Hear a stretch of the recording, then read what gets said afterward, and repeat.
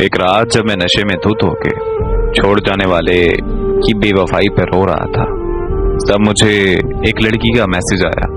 لکھا تھا کہ میں آپ سے بات کرنا چاہتی ہوں۔ میں نے میسج اگنور کر دیا کیونکہ مجھے روٹین میں ایسے میسیجز آتے رہتے تھے۔ میرا سوشل میڈیا اکاؤنٹ حقیقت میں مبنی درد پر لکھی داستانوں سے بھرا ہوا تھا، جس کی وجہ سے بہت سارے لوگوں کے دلوں میں میرے لیے ہمدردی تھی، اور وہ لوگ مجھے میسیجز کرتے رہتے تھے، پر مجھے ہمدردی سے نفرت ہونے کی وجہ سے میں نے کبھی کسی کو ریپلائی نہیں کیا تھا۔ اس لڑکی کے میسیجز بار بار آنے لگے تو میں نے موبائل فون بند کر دیا اور سو گیا۔ اگلے دن میں شام کے 7 بجے جب نیند سے اٹھا تو اور اپنا موبائل آن کیا تو اس لڑکی کے کوئی 200 میسیجز آئے ہوئے تھے۔ مجھے بہت غصہ آیا، میں نے اسے کال ملا دی۔ اس کے کال اٹینڈ کرتے ہی میں نے اس کی خوب انسلٹ کی اور کال بند کر کے اسے بلاک کر دیا۔ تھوڑی دیر میں ہی مجھے ایک اور رانگ نمبر سے کال آ گئی۔ میں نے اٹینڈ کی تو ایک لڑکی نے مجھے بھائی بولتے ہوئے کہا کہ میں نور کی بہن بات کر رہی ہوں۔ میں نے اس سے پوچھا کہ کون نور؟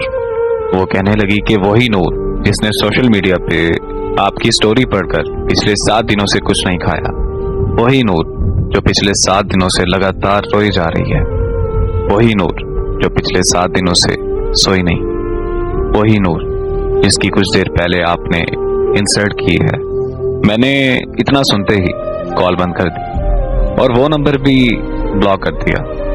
رات کو جب میں پھر سے نشے میں دھت ہوا تو مجھے عجیب خیال آنے لگے اور ایک عجیب سی بے چینی ہونے لگی کہ آخر یہ نور لڑکی ہے کون اور ایسا کیوں کر رہی ہے۔ تجسس اتنا بڑھ گیا کہ میں نے اسے ان بلاک کیا اور کال کر دی۔ کال اس کی بہن نے اٹینڈ کی۔ میرے ہیلو کرتے ہی مجھے کہنے لگی کہ اگر نور کو کچھ ہوا تو میں تمہیں چھوڑوں گی نہیں۔ میں نے بھی اس سے غصے میں بات کرتے ہوئے پوچھا کہ آخر میں نے ایسا کیا کیا ہے جو تم مجھ سے ایسے بات کر رہی ہو؟ تو وہ روتے ہوئے کہنے لگی کہ نور کو پتہ نہیں کیا ہو گیا ہے، اسے بالکل ہوش نہیں آ رہا، ہم سب اسے ہسپتال لے کر آئے ہوئے ہیں۔ میں نے جب ہسپتال کا ایڈریس پوچھا تو ہسپتال میرے گھر سے 6 گھنٹے کی ڈرائیو پر تھا۔ میں نے ایک دوست کو کال کی کہ ہمیں اسلام آباد جانا ہے۔ میرا دوست آ گیا اور ہم رات کے 2 بجے اسلام آباد کے لیے نکل پڑے۔ ہم صبح کے 8 بجے اسلام آباد کے ہسپتال پہنچ گئے۔ وہاں پہنچتے ہی میری ملاقات نور کی بہن سے ہوئی۔ اس نے بتایا کہ نور کو 104 پر بخار ہے اور اسے ابھی تک ہوش نہیں آ رہا۔ پھر اس کی بہن نے جو مجھے نور کے بارے میں بتایا وہ سن کر تو میں اپنے ہوش و حواس کھو بیٹھا تھا۔ آخر ایسا کیسے ممکن ہو سکتا ہے؟ نور کی بہن نے مجھے بتایا کہ ہمارے والدین ایک روڈ ایکسیڈنٹ میں مارے گئے تھے۔ نور کو ان کی موت کا صدمہ بہت گہرا لگا۔ ایک دن میں نور کو کھانا دینے کے لیے اس کے کمرے میں گئی اور اچانک سے نور مجھ پر چیخنے لگی۔ وہ کہنے لگی کہ یہاں سے چلی جاؤ اور مجھے مارنا شروع کر دیا۔ میں اور میرے ماموں نور کو ہسپتال لے گئے۔ وہاں جا کر پتہ چلا کہ نور ایک دماغی مرض میں مبتلا ہے۔ یہ ایک ایسا مرض ہے جس سے انسانی سوچ، احساسات اور متاثر ہوتے ہیں، پر ہمیں لگا کہ بس یہ ماں باپ کی موت کا صدمہ ہے اور کچھ ہی دنوں میں نور بالکل ٹھیک ہو جائے گی۔ تو ہم نور کو گھر واپس لے آئے، لیکن نور کی حالت دن بدن بگڑنے لگی۔ اس کی حالت اتنی خراب ہو گئی کہ نور خودکشی کرنے کی کوششیں کرنے لگی۔ ہم نور کو فوراً ماہر نفسیات کے پاس لے گئے۔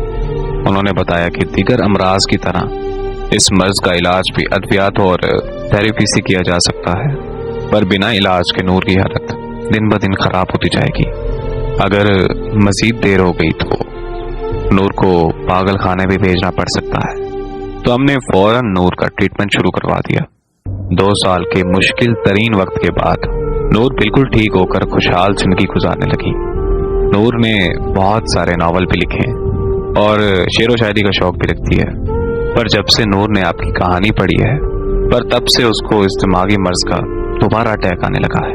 نور کی بہن کی بات مکمل ہوتے ہی مجھے خبر ملی کہ نور کو ہوش آ گیا ہے اور اس کی بہن نور کی طرف بھاگ گئی۔ मैं भी उसके पास जाना चाहता था, पर मेरे दोस्त ने मुझे रोक लिया। वो मुझे कहने लगा कि नूर तो पागल लड़की है, हमें उसे क्या लेना देना, चलो हम घर चलते हैं। मैंने अपने दोस्त से बोला कि अरे यार, मैं कौन सा नॉर्मल हूँ, मैं भी तो इतना पागल हो चुका हूँ कि किसी का कम बुलाने के लिए नशे का सहारा ले रहा हूँ। बस इतना कहकर मैं नूर से मिलने चला गया। नूर मुझे देखते ही उठकर बैठ गई।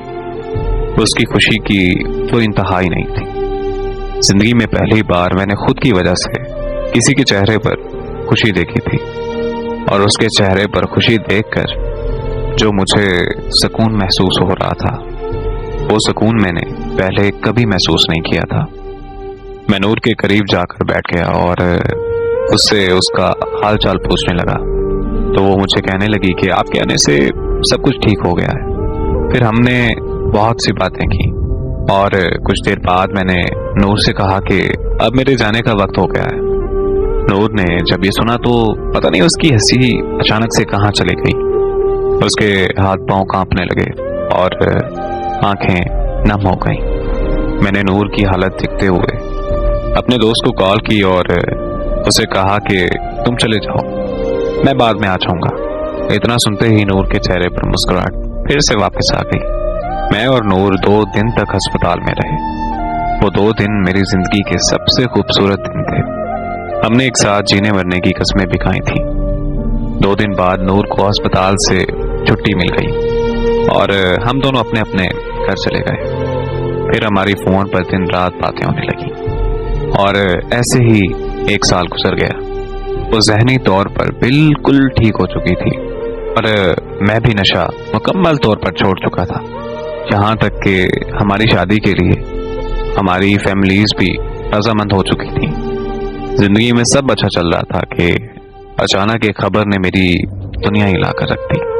मुझे पता चला कि नूर की बहन की मौत हो गई। ये खबर मिलते ही मैं नूर के घर पहुंच गया। वहां पहुंचकर पता चला कि नूर की बहन ने प्यार में धोखा खाने के बाद खुदकुशी कर ली और नूर को फिर से वही दिमागी मर्ज का अटैक आया। नूर को अस्पताल में फिर से एडमिट कर दिया गया। वहां नूर के दिमाग की शरीयान फटने से नूर को ब्रेन हेमरेज हो गया और 6 दिन बाद नूर की भी मौत हो गई।